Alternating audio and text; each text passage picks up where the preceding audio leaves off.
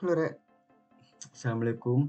Saya Bintang Timur Yuryanto, NIM 222 022 000039 dari kelas 2A1 Ilmu Komunikasi.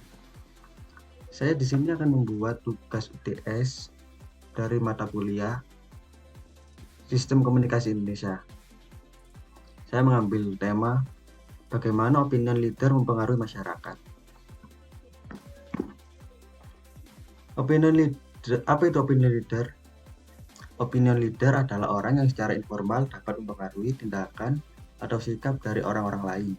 Istilah opinion leader mulai menjadi perbincangan dalam literatur komunikasi sekitar tahun 1950 sampai 1960-an.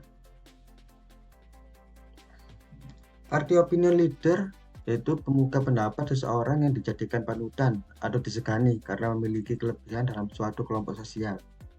Kelebihannya dapat berupa jabatan, intelektual, usia, dan hal lainnya yang dianggap bisa mewakili anggota kelompoknya. Peran opinion leader. Opinion leader menjadi salah satu unsur yang mempengaruhi arus komunikasi, khususnya di pedesaan, berbagai perubahan dan kemajuan masyarakat. Pemimpin opini bisa berperan memotivasi masyarakat sebagai contoh agar ikut serta secara aktif dalam pembangunan. Untuk contoh wawancaranya, saya kemarin sudah berangkat atau mewawancarai orang yang sangat berpengaruh di lingkungan masyarakatnya, terutama Karang Tarunanya. Dan inilah cuplikan wawancaranya.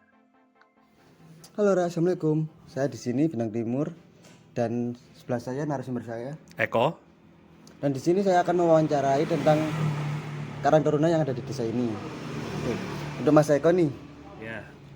program kerja apa saja yang telah dilaksanakan atau sudah terrealisasi untuk beberapa bulan terakhir ini? Oh, untuk program kerja ya. Program kerja yang sudah terrealisasi yang baru-baru ini aja deh. Yaitu di bulan Ramadan kita mempunyai program kerja yaitu bagi-bagi takjil gratis. Dan akhirnya program itu bisa berjalan dengan bisa dibilang lancar lah. Untuk kedepannya kita juga yang paling dekat ini kan ada Idul Adha. Jadi kita dari Karang Taruna juga akan membantu untuk distribusi daging-daging kurban kepada masyarakat. Gitu. Untuk pertanyaan kedua, Mas Eko, adakah manfaat yang dapat diambil dari para anggota Karang Taruna yang telah mengikuti atau yang sudah tidak? Oh gitu. Untuk manfaatnya untuk anggota-anggota yang masih aktif, kita bisa bukan manfaat ya, jadi seperti kerjasama gitu. Jadi dalam tim atau Karang Taruna sendiri, kerjasama antar anggota itu juga termasuk penting untuk menjalankan program kerja.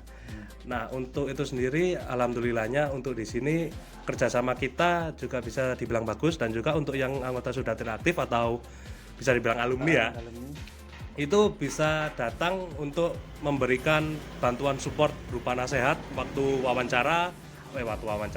waktu rapat atau waktu kegiatan yang kita itu minta pendapatnya gitu, dibantu untuk anggota-anggota yang sudah tidak aktif. Oh, berarti masih boleh ikut nimbrung gitu? Iya, tapi porsinya hanya di mana itu memberikan nasihat aja. Jadi untuk yang bergerak full nih itu anggota-anggota yang aktif seperti itu. Untuk pertanyaan ketiga ya, Mas Eko, Ya. apakah keputusan akhir ada di pimpinan atau ketua Karang Taruna? Untuk keputusan akhir sendiri memang berada di tangan ketua, tapi untuk proses pengambilan keputusannya itu ada di musyawarah kami semua. Jadi kita tetap bermusyawarah bareng, nanti hasilnya ketok palunya di ketua memang. Tetap di ketua gitu? Iya, untuk hasil akhirnya, tapi untuk prosesnya itu di kita semua. Oke. Untuk pertanyaan terakhir ya, Mas Eko. Ya. Dan apakah keputusan itu akan dipatuhi dan dilaksanakan oleh anggota dan juga diterima oleh masyarakat? Nah, karena dalam proses pengambilan keputusan tadi kita juga sebagai anggota dan teman-teman lainnya itu ikut dalam prosesnya, musyawarahnya. Jadi proses yang keputusan yang sudah ada itu dipatuhi, karena itu emang bukan dari ketua sendiri tapi dari kita semua, dari proses-prosesnya kita semua itu ikut. Dan untuk kita ke masyarakatnya, jadi kita akan melalui ketua RT dulu, setelah itu baru ada rapat dengan warga.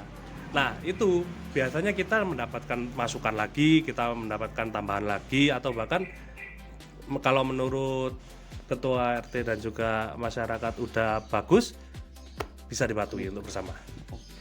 Oke. Untuk koridornya sendiri ini ada sejak kapan sih Mas Eko?